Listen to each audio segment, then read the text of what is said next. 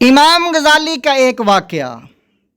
حضرت امام غزالی رحمۃ اللہ علیہ دو بھائی تھے، ایک امام غزالی دوسرا احمد غزالی۔ نماز پڑھاتے تو احمد غزالی اس کے پیچھے نہیں پڑھتے تھے۔ امام صاحب کو بہت ناگوار گزر رہا تھا، اس لیے کہ احمد عمر میں ان سے چھوٹے تھے، پیدائشی ولی تھے۔ امام غزالی نے اپنی ماں سے شکایت کی، احمد میری اقتداء میں نماز نہیں پڑھتا ہے، الگ سے نماز پڑھتا ہے۔ ان کی ماں نے ان کو ڈانٹا کہ بھائی اتنا بڑا عالم ہے تو اس کے پیچھے نماز نہیں پڑھتا، تو کہا کہ اب پڑھوں گا۔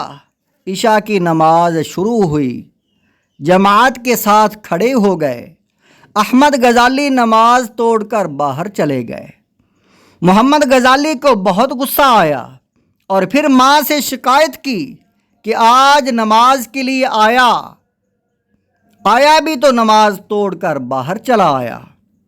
ماں نے دریافت کیا تو کہا یہ نماز میں کھڑے کھڑے مسائل سوچتے ہیں، حیض کا مسئلہ آ گیا اس کو حل کرنے لگتے ہیں۔ گویا یہ ساری چیزیں امام غزالی پر منکشف ہو گئیں اور اس کی نماز سے گندگی اور خون کی بو آنے لگتی ہے۔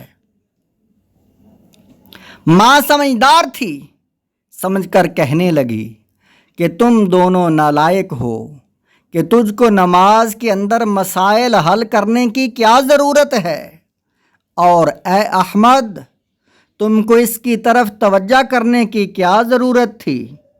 تو اللہ کے لیے کھڑا رہ۔ اگرچہ نماز میں مسائل سوچنا جائز ہے، لیکن یہ اخلاص سے منافی ہے کہ توجہ اللہ سے توجہ الخلق ہے۔ گویا رضائے الہی کے لیے جو بھی کام ہو اس میں برکت ہے اور اس سے آدمی ترقی کرتا ہے، اور اس ترقی میں نفس شیطان ہوتا ہے جو رکاوٹ بنتا ہے، اس سے بچنا چاہیے۔ اس لیے ہمارے اکابر فرماتے ہیں کہ درمیان میں جو چیز آئے اس کو ہٹا دو اور اس کے پیچھے مت پڑو، اور جو خدشہ اول مرحلہ میں آتا ہے اس وسوسہ کو ہٹا دو، اور یہ شیطان پہلا حملہ ہے، اس سے بچو، اس سے بچ کر کام شروع کر دو۔ نفس شیطان سے بھی بڑھ کر ہے، اس لیے اس سے بچو اور کام کو جاری رکھو۔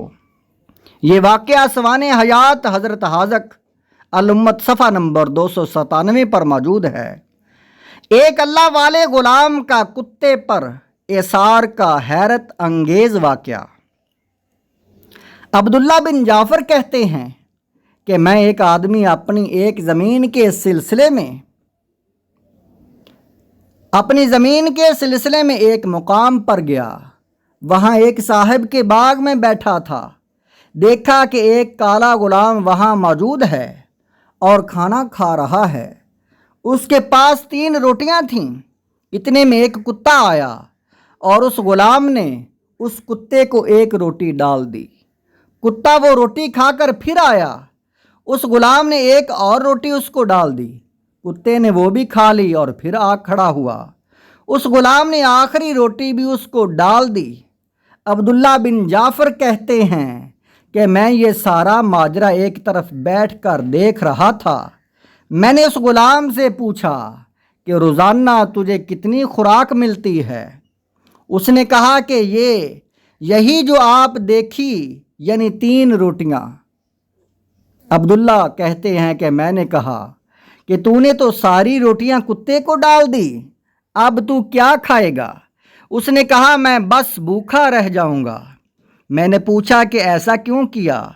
تو وہ کہنے لگا کہ اصل یہ ہے کہ یہ علاقہ کوئی کتوں کا نہیں ہے، یہ کتا کہیں دور سے بھوکا آیا ہے۔ میں نے یہ اچھا نہیں سمجھا کہ میں تو کھا لوں اور کتا کھڑا دیکھتا رہے۔ اللہ اکبر! یہ حیرت انگیز سخاوت و ایثار ہے جس کی نظیر ملنی مشکل ہے، کہ خود بھوکا رہ کر کتے کو سارا کھانا کھلا دیا۔ آج لوگ اپنے بھائیوں تک کی طرف نظر نہیں کرتے، सगा भाई परेशान है, खुद फजूल खर्ची करते हैं, मगर अपने भाई के खाने पीने और दवा दारू का भी ख्याल नहीं करते। हमारे असलाफ के ये वाक़यात बताते हैं कि उन्होंने सखावत के ज़रिए माल लटाकर मोहब्बत इलाही का ख़जाना पा लिया था। और ये हकीकत है कि अगर एक शख्स को अल्लाह की मोहब्बत अपना माल खर्च करके मिल जाए तो इससे सस्ता और कोई सौदा नहीं है। ये वाक़या फ़ज़ान मार्फत जिल्द नंबर 100 सफ़ा नंबर 40 पर मौजूद है। नाज़रीन से गुजारिश है इस वीडियो को आगे से आगे शेयर करें ताकि ये नेकी वाली वीडियो आगे से आगे ग्रो होती जाए।